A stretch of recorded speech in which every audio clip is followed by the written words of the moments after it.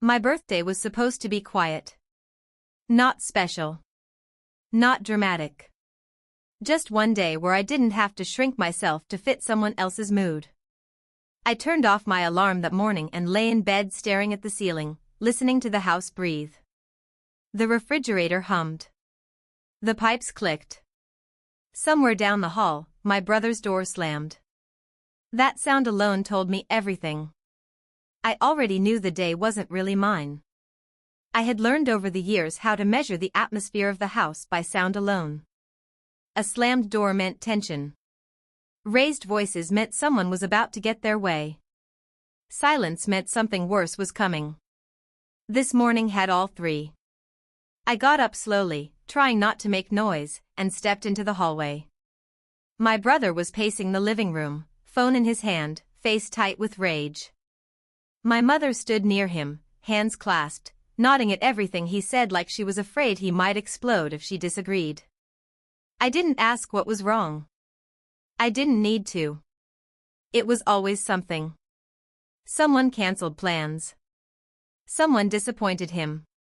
Someone didn't give him what he wanted immediately. And every time, the world had to stop to make space for his anger. I cleared my throat. My mother looked at me like she had just remembered I existed. Her eyes flicked to the small cake box I had placed on the counter the night before. Chocolate. Simple. Cheap. Something I bought myself.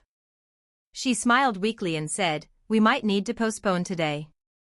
Postpone. Like it was a dentist appointment. Like it wasn't the one day a year that was supposed to belong to me.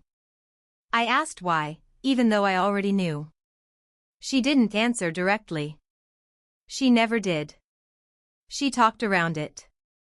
Said my brother was having a hard time. Said it wouldn't be fair to celebrate while he was upset. Said we could do something later. She always said later. My brother didn't even look at me. He was still ranting about how nothing ever worked out for him, how no one understood, how everything was ruined. And my mother kept nodding, murmuring comfort, rubbing his shoulder. The same shoulder she never touched when I cried. The same voice she never used for me. That was the moment something shifted. Not loudly. Not dramatically. Just quietly, like a switch flipping in my chest. I thought about all the other birthdays. The ones where we kept it small because he was in a bad mood. The ones where my cake sat half-eaten in the fridge while everyone catered to him. The ones where I smiled and said it was fine because I didn't want to cause trouble. I thought about how I had learned, very early, that my joy was optional. I asked her if she had already told people not to come. She hesitated. That hesitation told me everything. She had already cancelled it. Without asking. Without telling me. She chose him before I even had a chance to matter. I went back to my room and closed the door. I sat on the edge of my bed and stared at the floor. My hands were shaking, but my head was clear. Clear in a way it had never been before. I wasn't sad. I wasn't angry. I was done. I packed slowly. Not in a rush. Not like I was running away. I folded clothes carefully. I picked up the few things that actually belonged to me, not the things my mother had chosen. I left behind anything that felt like it tied me to the role I had been playing my whole life. No one stopped me. No one knocked. No one asked where I was going. My brother was still shouting. My mother was still soothing. My absence barely registered. When I stepped outside, the air felt different. Cooler. Sharper. Real. I stood on the porch for a moment and looked back at the house. The windows were dark. Closed. It looked exactly the way it always had. Like a place where I existed but never quite belonged. I didn't leave a note. I didn't make an announcement. I didn't want a dramatic confrontation where my feelings would be minimized and explained away. I had learned that speaking up only invited excuses. Silence was the only thing they ever listened to. I walked down the street with nothing but a bag and a strange sense of calm. I didn't know where I was going yet. I just knew I wasn't coming back. Not this time. Not to apologize. Not to smooth things over. Not to wait for later. As I walked, memories kept surfacing. Little moments I had dismissed for years. The way my mother always said, "You're strong, you'll understand," as if that made neglect acceptable. The way my brother's emotions were treated like emergencies while mine were treated like inconveniences. The way I had been trained to be low maintenance so no one would feel guilty ignoring me. I realized something then. This wasn't about a birthday. It never was. The birthday was just the proof. The final, undeniable evidence that I would always come second. That my milestones would always be postponed. That my needs would always be negotiable. By the time I reached the bus stop, my phone buzzed. A message from my mother. Just one line. "We can talk later." Later. Again. I didn't reply. I sat down, watched the cars pass, and felt something unfamiliar settle into my chest. Relief. Not the loud kind. The quiet kind. The kind that comes when you finally stop hoping someone will change. When the bus arrived, I got on without looking back. I didn't feel brave. I didn't feel heroic. I felt honest. Honest about what I had lost. Honest about what I deserved. Honest about the fact that staying would have meant disappearing completely. That was the day I stopped waiting for my mother to choose me. And for the first time, I chose myself. The first night away didn't feel dramatic. There was no movie-style freedom montage. No sudden happiness. Just a thin mattress in a small rented room, the sound of traffic outside, and my phone face down on the table like it might bite me if I touched it. I lay there staring at the ceiling again, but this ceiling was unfamiliar, stained in places, cracked in others. And somehow, that made it easier to breathe. I kept expecting panic to hit. Regret. Fear. Something loud. Instead, what came was exhaustion. The kind that doesn't come from lack of sleep, but from carrying something heavy for too long and finally putting it down. I slept deeper than I had in years. In the morning, my phone was full. Missed calls. Messages stacked on messages. My mother's name again and again. Then my brother. Then my aunt. Then a cousin I barely spoke to. It was strange how quickly I became urgent once I was gone. When I was there, invisible. When I left, a problem to be solved. I read none of them at first. I made coffee with shaking hands, sat by the window, and watched strangers live their lives. People laughing. People rushing. People who had no idea that an entire chapter of my life had ended quietly the day before.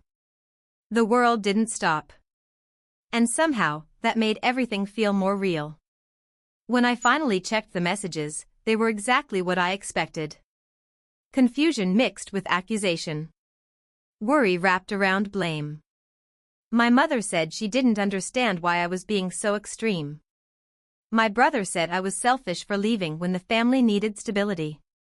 My aunt asked what I had done to upset my mother so badly. Not one message asked how I was. That realization stung more than I expected.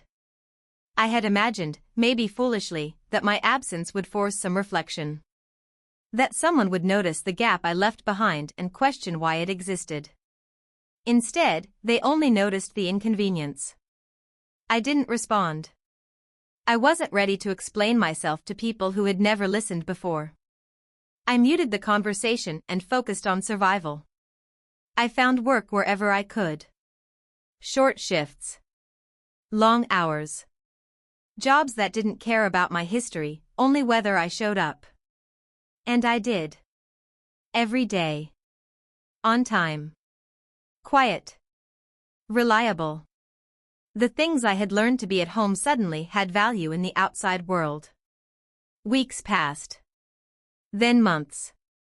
Slowly, something inside me started to change. Without the constant need to anticipate my brother's moods or manage my mother's expectations, I had space. Space to think. Space to feel. Space to notice how tense my body had always been. I realized how often I had apologized without knowing why. How often I had softened my voice, shrunk my opinions, delayed my needs. Not because anyone explicitly told me to, but because the house had trained me that way. Love was conditional. Peace depended on compliance. One evening, after a particularly long shift, I came home to find a voicemail from my mother. Her tone was different this time. Tired. Strained. She said my brother wasn't doing well.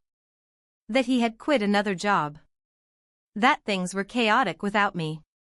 That she didn't know how to manage everything alone. There it was. The truth slipping through without realizing it. Everything had worked because I was there. Not because I was loved. Because I was useful. I didn't call back. Instead, I sat on the floor and let myself feel angry for the first time. Not explosive anger. Not shouting anger. The slow, heavy kind. The kind that comes when you finally admit something painful. I wasn't missed as a daughter. I was missed as a buffer. As more time passed, the messages became sharper. Accusations replaced concern. I was told I was tearing the family apart. That my brother's struggles were worse because of me. That my mother's health was suffering because I refused to come home. Somehow, my absence had become the cause of everything that was already broken. That guilt almost worked. Almost. Years of conditioning don't disappear overnight. There were nights I stared at the phone, thumb hovering, ready to apologize for existing. Ready to step back into the role I knew so well. But then I would remember my 18th birthday. The way it was erased without a second thought. The way no one even asked how I felt. And the guilt would lose its grip. I started building a life that didn't revolve around someone else's emotional emergencies. I made friends who asked questions and waited for the answers. I celebrated small things. A paycheck. A quiet Sunday. A meal eaten slowly without tension hanging in the air. And something else happened too. The distance made patterns obvious. My brother didn't magically improve without me there. He spiraled. Blamed everyone. Burned bridges faster than before. My mother, without someone to lean on, began to crack under the weight she had always refused to redistribute. They called it abandonment. I started to see it as consequences. I wasn't punishing them. I wasn't trying to teach a lesson. I was just no longer absorbing damage that wasn't mine to carry. And the more stable my own life became, the clearer that distinction grew. One night, nearly a year after I left, my mother showed up unannounced. Standing outside my door like she didn't recognize the person who answered it. She looked smaller. Older. Tired in a way I had never seen before. She asked if we could talk. And for the first time, I didn't rush to fix anything. I just stood there, breathing, fully aware that whatever happened next would not be on her terms alone. I didn't invite her in right away. Not because I wanted to be cruel, but because I needed a moment to understand what I was feeling. She had never stood outside my door before. In my entire life, I had always been the one waiting. Waiting for approval. Waiting for attention. Waiting for scraps of affection that were handed out only when convenient. Now she was waiting, and the silence between us felt heavier than any argument we had ever had. When I finally stepped aside, she walked in slowly, as if afraid she might break something just by being there. She looked around the small apartment, taking in the second-hand furniture, the narrow kitchen, the mismatched curtains. I could tell she was searching for signs that I was struggling, that I needed her. There was something almost hopeful in her eyes, and that realization made my chest tighten. We sat across from each other at the table. No hugs. No apologies. Just distance measured in inches and years. She started talking immediately, filling the space before I could decide whether I even wanted to hear her. She said things had been hard. She said my brother was angry all the time. She said she didn't sleep much anymore. She said she never thought I would actually leave. That last sentence landed differently. Not because it was shocking, but because it was honest. She never thought I would leave. She never thought there would be consequences. I had always been the one who stayed, who adapted, who understood. In her mind, that was permanent. She asked why I hadn't answered her calls. I told her the truth. I said every message made me feel like a problem instead of a person. I said I didn't leave to hurt anyone. I left because staying was hurting me. My voice didn't shake. That surprised both of us. She tried to interrupt, but I kept going. I told her about the birthday. Not just that one, but all of them. All the moments that had been cancelled, delayed, minimized. I told her how invisible it felt to grow up knowing that my happiness was always negotiable. I told her how tired I was of being called strong when what they really meant was convenient. She cried then. Quietly. Not the dramatic kind. The exhausted kind. And for a brief second, I felt the old instinct rise up. The urge to comfort her. To take responsibility for her feelings. To make it better. I didn't. She asked what she could do to fix it. That question, more than anything else, showed how little she understood. I told her this wasn't something she could fix with a promise or a change in tone. This was years of choices. Years of putting one child's needs above another's and calling it fairness. Years of expecting me to absorb whatever chaos existed so she didn't have to confront it. She said she did the best she could. I didn't argue. I just said that her best still hurt me. That both things could be true at the same time. She looked at me like that idea had never occurred to her before. Then she said something that finally made everything clear. She said she needed me to come home because my brother listened to me more than he listened to her. Because I was good at calming him down. Because I knew how to handle him. There it was again. Not love. Utility. I told her no. Not loudly. Not angrily. Just no. I said I wasn't coming back to manage someone else's emotions at the expense of my own. I said I hoped she found support, but it wouldn't be me. I said I needed to live my life without being responsible for holding the family together. She didn't yell. She didn't argue. She just looked defeated. And for the first time, I saw her not as my mother, but as a woman who had built her entire world around avoiding conflict, even if it meant sacrificing one child to keep the peace with another. She left not long after. At the door, she turned and said she hoped I wouldn't regret this. I told her I already regretted all the years I had stayed silent. After she was gone, the apartment felt different. Heavier at first. Then lighter. Like something old had finally been named out loud. I sat alone for a long time, replaying the conversation in my head, waiting for guilt to crash over me. It didn't. Instead, what came was clarity. Painful, sharp clarity. I saw my childhood for what it was, without excuses or soft edges.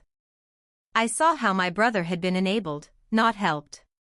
How my mother had confused peacekeeping with parenting. How I had been praised for selflessness when what they really needed was compliance. Over the next few months, the fallout continued. My brother sent angry messages accusing me of betrayal. My mother oscillated between silence and attempts at normal conversation, as if pretending nothing happened might bring me back. Extended family took sides without ever asking mine. And yet, my life kept expanding. I started planning things without checking how they would affect anyone else. I celebrated my birthday that year with friends who actually showed up. I laughed without monitoring the room. I slept without bracing myself for the next emotional explosion. I wasn't healed. Not even close. But I was awake. And once you see the pattern, you can't unsee it. You can't pretend the problem is temporary or that love will magically balance things out. You start to understand that walking away wasn't an act of anger.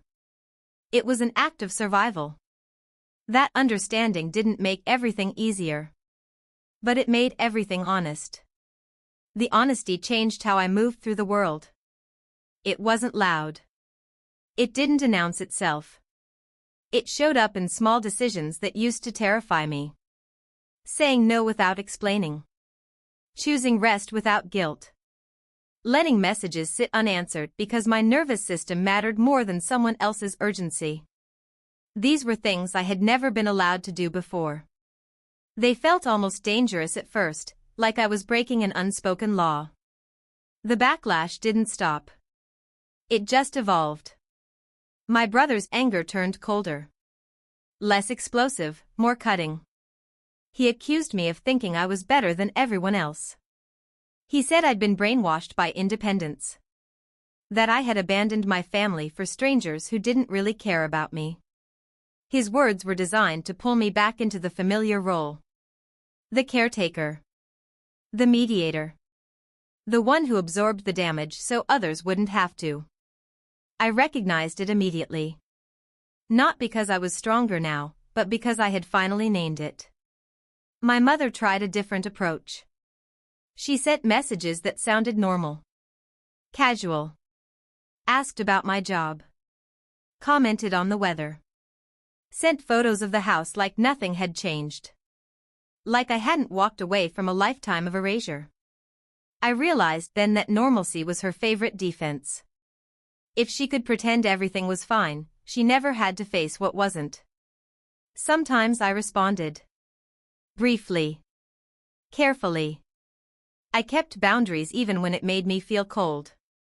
Even when the old guilt crept in and whispered that I was being cruel. I reminded myself that cruelty was forcing someone to disappear for the comfort of others. Distance was not cruelty. It was protection. The strangest part was watching what happened without me there.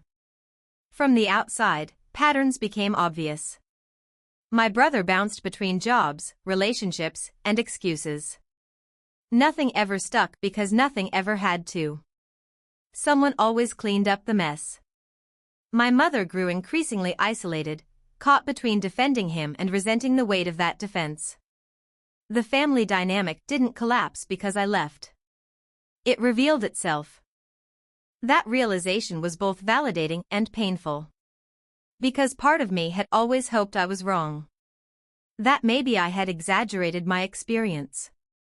That maybe things would magically improve and prove I had overreacted. Instead, my absence exposed how much invisible labor I had been doing all along. I started therapy during this time. Not because I wanted to talk about my family endlessly, but because I wanted to understand why leaving had felt like a betrayal instead of a necessity. Session by session, I unpacked the quiet rules I had grown up with. Don't take up space. Don't cause conflict. Don't need too much. Love is earned by being easy. Those rules didn't vanish overnight. They showed up everywhere. In friendships where I overgave. In work environments where I took on more than I should. In relationships where I mistook attention for safety. But now, I could see them. And seeing them meant I could challenge them. My birthday came again. Another year older. Another year away. This time, there was no cancellation. No apology disguised as practicality. No reminder that someone else's emotions mattered more. I spent the day exactly how I wanted. No expectations. No compromises. Just presence. That night, my mother sent a message. Short. Happy birthday. No heart emojis. No excuses. Just words. I stared at the screen for a long time before replying with a simple thank you. It wasn't reconciliation. It wasn't closure. It was acknowledgement. And for now, that was enough. Not everyone understood my choice. Some people never will. They see family as an obligation, not a relationship. They believe endurance equals love. That sacrifice is always noble, even when it's one-sided. I used to believe that too. Because it was safer than admitting the truth. The truth is, walking away didn't make me heartless. It made me honest about what I could and could not carry. It forced me to confront the uncomfortable reality that sometimes, the people who hurt you the most are the ones who insist they love you. There were days I missed the idea of my family more than the reality. Days I grieved the mother I wished I had, not the one who showed up. Days I wondered who I might have been if my needs had mattered earlier. Those thoughts still surfaced. They always will. But they no longer controlled me. I began to build traditions that belonged to me. Friends became chosen family. Not because they were perfect, but because they showed up without conditions. Because they listened without waiting to speak. Because they didn't require me to disappear to maintain peace. Slowly, I stopped measuring my worth by how useful I was to others. I stopped apologizing for existing at full volume. I stopped explaining my boundaries to people committed to misunderstanding them. And something unexpected happened. I started to feel proud. Not of leaving, but of staying gone. Of resisting the pull of familiarity when it no longer served me. Of choosing discomfort over quiet harm. The life I built wasn't dramatic. It wasn't easy. But it was mine. And that made all the difference. Staying gone turned out to be the hardest part. Leaving was a single decision made in a moment of clarity. Staying away required choosing myself again and again, especially when loneliness crept in wearing familiar faces. There were holidays I spent quietly, scrolling past pictures of families gathered around tables that looked like mine once did. There were nights when silence felt heavier than chaos ever had. But even in those moments, I knew something fundamental had changed. I was no longer pretending. Time moved forward whether anyone was ready or not.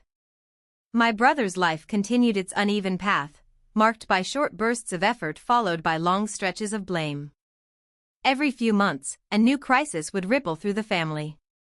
And every time, my phone would light up like a warning signal.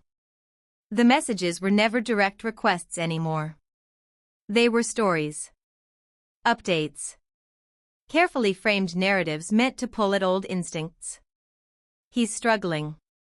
She's overwhelmed. We don't know what to do. I learned to read between the lines.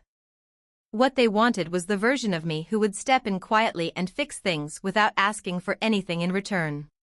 The version who would sacrifice peace to preserve an illusion of unity. That version still lived somewhere inside me, trained and patient. But she no longer made the decisions. Instead, I responded when I could, how I could, without abandoning myself. Sometimes that meant silence. Sometimes it meant a brief acknowledgement. Sometimes it meant saying no, clearly, and without cushioning it in apologies. Each time I did, the guilt softened a little more. My mother and I settled into a distant rhythm. Not close. Not hostile. Something in between. We spoke occasionally, carefully skirting the past. She never fully apologized, and I stopped waiting for her to. I realized that closure didn't come from her understanding everything I felt. It came from me accepting that she might never. That acceptance was its own kind of grief. Letting go of the hope that one day she would suddenly see me, fully and without conditions. Letting go of the fantasy that if I just explained myself better, loved harder, stayed softer, things would change. They hadn't then. They wouldn't now. As years passed, I became someone I barely recognized. Not because I transformed overnight, but because I slowly reclaimed parts of myself I had buried to survive. I spoke up more. I laughed louder. I took risks that would have once seemed impossible because failure no longer felt like proof of worthlessness. It just felt like information. People who met me later never knew the quiet child who tiptoed through her own home. They knew someone steady. Someone thoughtful. Someone who valued peace, not at any cost, but at the right one. They didn't know how hard that steadiness had been earned. Occasionally, someone would ask about my family. I learned how to answer without over-explaining. I stopped justifying my choices. I stopped softening the truth to make it more comfortable for others. I said what was real and let people sit with it. The ones who mattered did. On what would have been another birthday dinner at my mother's table, I sat in a different city, surrounded by people who knew my story and respected it. There was cake. Real cake. Candles. Laughter that didn't feel borrowed. No one's mood dictated the evening. No one's anger hovered like a threat. When they sang, it was off-key and genuine.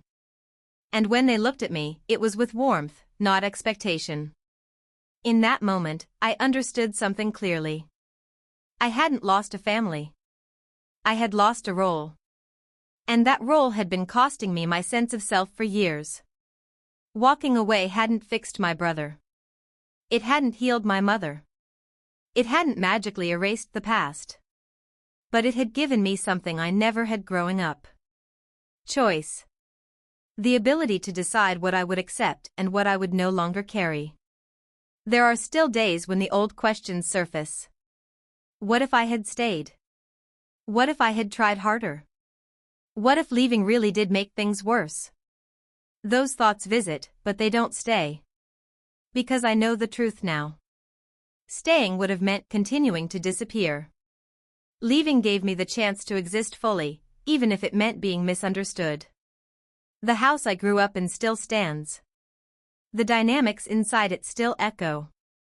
But they no longer define me. I am not the forgotten birthday. I am not the cancelled celebration. I am not the quiet child who learned too early how to make herself small. I am the person who walked away when love came with conditions. The person who chose honesty over harmony. The person who learned, painfully and slowly, that family is not proven by how much you endure, but by how safe you are allowed to be. And every year now, when my birthday comes, I don't wait to see if it will be taken from me. I claim it. Fully. Without permission. That is the life I built after walking away. That is the life they never imagined I would choose.